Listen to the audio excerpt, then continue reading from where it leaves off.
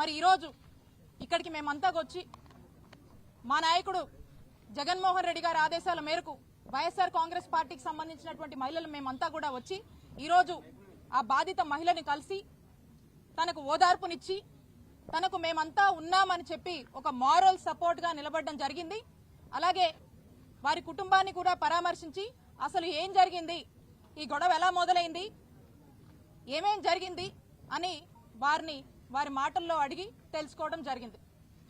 ఈ ఘటన ఎంత దారుణం అంటే అంత దారుణం అని చెప్పొచ్చు, అంత బాధాకరం. ఇలాంటి ఘటన ఈ రోజున మన ఆంధ్రప్రదేశ్ రాష్ట్రంలో నెలకొందంటే ఇది ఖచ్చితంగా ముమ్మాటికి ఈ గవర్నమెంట్ ఫెయిల్యూర్. పోలీసులంటే భయం లేక అధికార మదంతో మితిమీరిపోయి ఎక్కడ ఇంత కూడా కొంచెం కూడా ఇది తప్పు అని ఆదమర్చిపోయి మరి టీడీపీ నాయకులు ఏ విధంగా కూడా ఈ మహిళ మీద వారి యొక్క కుటుంబం పట్ల వ్యవహరించారో మనం అందరం కూడా చూస్తున్నాము. ఈ ఇన్సిడెంట్ చాలు బీహార్ ని మించి ఈరోజు ఆంధ్రప్రదేశ్ రాష్ట్రంలో ఏ విధంగా ఈ ప్రభుత్వం వచ్చాక మరి టీడీపీ వాళ్ళు గూండాల్లాగా రౌడీల్లాగా చెలరేగుతున్నారో ఇదే ఇన్సిడెంట్ అందరికీ కూడా ఒక నిదర్శన అని చెప్తా ఉన్నాను. ఈ ఇన్సిడెంట్ వాస్తవాల్లోకి వెళ్తే మనం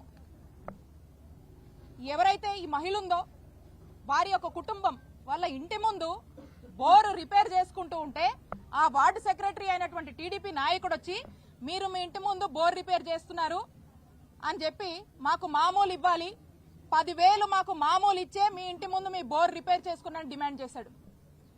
మా ఇంటి ముందు మేము మా బోరు రిపేర్ చేసుకుంటే నువ్వెవరయ్యా, నీకెందుకు ఇయ్యాలయ్యా అని చెప్పి అడిగినందుకు ఇంత దారుణమైనటువంటి పరిస్థితి రోజు నెలకొంది. వాళ్ళు చెప్పారు, ఆ మహిళ చెప్పింది, ఆ కుటుంబ సభ్యులు చెప్పారు, ఆ మూర్తి అనేటువంటి టీడీపీ నాయకుడు మేము అధికారంలో ఉన్నాం, నువ్వు మీరు ఎలా రిపేర్ చేసుకుంటావో చూస్తా, మీ ఇంట్లోకి నీళ్లు రానియా, ఖచ్చితంగా మాకు 10,000 కట్టాల్సిందే, కడితే గాని మీ పని చేసుకోనియమని చెప్పి ఆయన వాళ్ళని డిమాండ్ చేసినట్టు మరి ఆ డిమాండ్ చేసి వాళ్ళని ఆఖరికి వాళ్ళ మీద దాడి చేసి మీరెవరికి చెప్పుకుంటారో చెప్పుకోండి, నేను అధికారంలో ఉన్నా, పోలీసులైనా ఇక్కడ ఉన్నటువంటి అధికారంలో ఉన్న ఎవరైనా కూడా నన్ను ఏం చేయలేరు, మీ దిక్కున్న చోట పోయి చెప్పుకోండి, మీరు నాకు 10,000 ఇవ్వాల్సిందే అని చెప్పి డిమాండ్ చేసి మరి వాళ్ళ మీద దాడి చేసినటువంటి పరిస్థితులు మరి మీరందరూ కూడా చూశారు, అందరం కూడా చదివాము, విన్నాము, వీడియోలు కూడా చూసాము. అయితే ఈ గొడవ జరగగానే వెంటనే ఆ ఫ్యామిలీ మెంబర్స్ అందరూ కూడా ఆ మహిళా కుటుంబ సభ్యులందరూ కూడా వెళ్లి పోలీస్ స్టేషన్ లో కంప్లైంట్ ఇచ్చారు. కంప్లైంట్ ఇస్తే పోలీసులు చాలా లైట్ తీసుకొని అది కూడా టీడీపీ వార్డు సెక్రటరీ అండి అని వీళ్ళు చెప్పడంతో ఇది అధికార పార్టీ కదా కాబట్టి మనం పెద్ద జోక్యం చేసుకోవద్దు అనుకున్నారో ఏంటో గానీ టీడీపీ అనగానే ఇక పోలీసులు ఈ విక్టిమ్ యొక్క కంప్లైంట్ ని పక్కన పెట్టేశారు. కంప్లైంట్ ఇచ్చి మళ్ళా ఇంటికి తిరిగి వచ్చారు. ఈ మహిళ వాళ్ళ కుటుంబ సభ్యులందరూ కూడా తిరిగి ఇంటికి వస్తే మీరు మా మీద వెళ్ళి మేము అధికారంలో ఉండగా మా మీద కంప్లైంట్ ఇస్తారా, ఎంత ధైర్యం మీకు అని చెప్పి రెండోసారి ఈ టీడీపీ వార్డు సెక్రటరీ ఈ మూర్తి అనే అతను సకుటుంబ సమేతంగా ఇంట్లో ఉన్న అందరినీ ఎంటబెట్టుకుని మహిళలతో సహా ఎంటబెట్టుకుని 9 మంది వచ్చి మళ్ళా ఈ కుటుంబం మీద దాడి చేశారు. ఏ విధంగా వివస్త్రణకు గురి చేసి ఎంత దారుణంగా ఒక మహిళ మీద దాడి చేశారో మనమంతా కూడా చూసాము.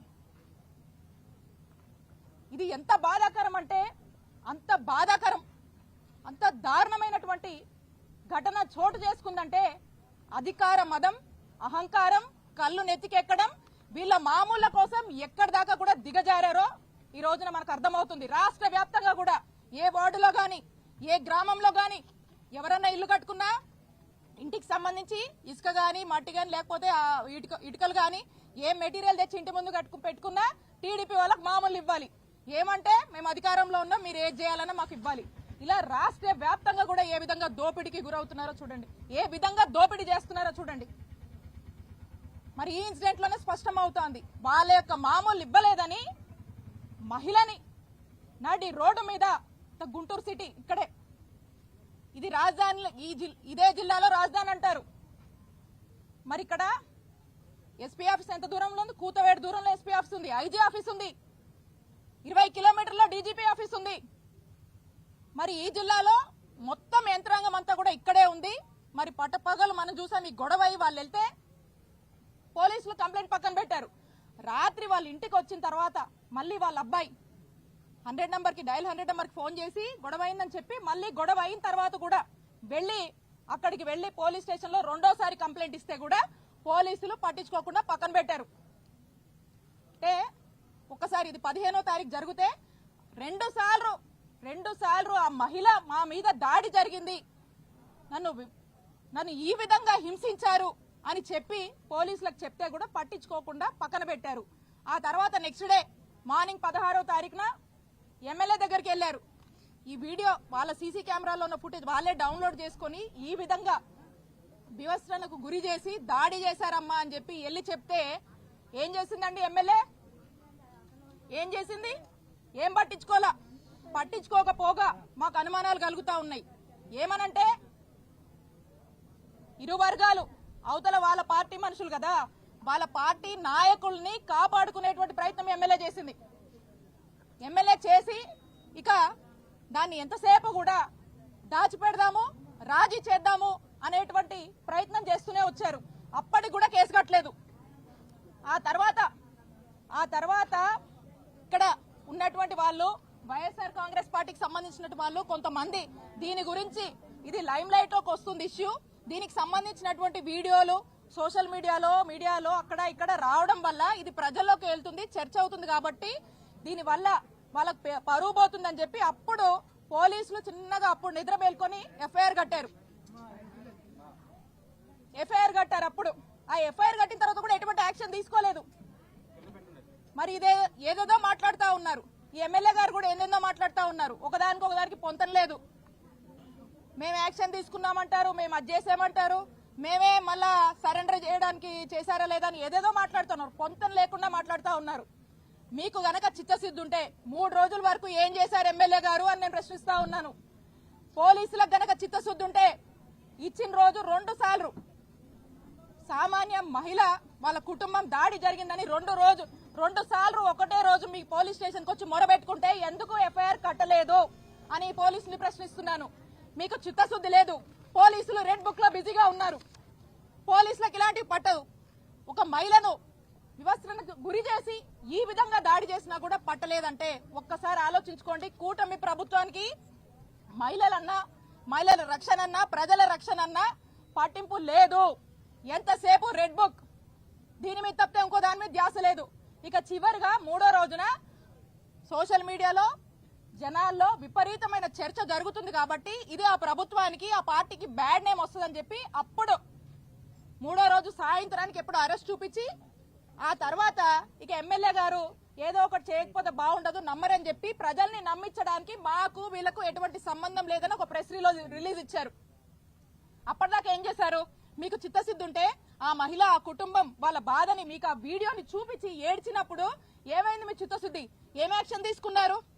ఇక పైగా మాటలు చెప్తారు వీళ్ళు ఏమని, మహిళలకు ప్రత్యేక గ్రీవెన్స్ అంట. అమ్మా, మహిళలకు ప్రత్యేక గ్రీవెన్స్ మీరు నడపడం కాదు.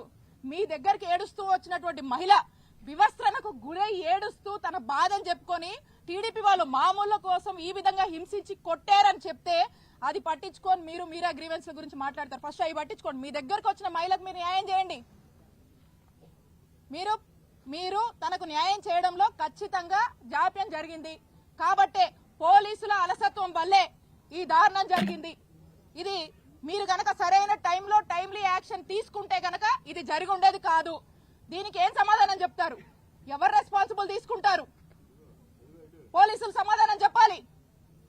ఈ ప్రభుత్వానికి ఈ ఇన్సిడెంట్ అనేది ఈ ప్రభుత్వానికి ప్రభుత్వ పోలీసులు తలదించుకునేటువంటి ఇన్సిడెంట్ ఇది. Shame on this government. అలాంటి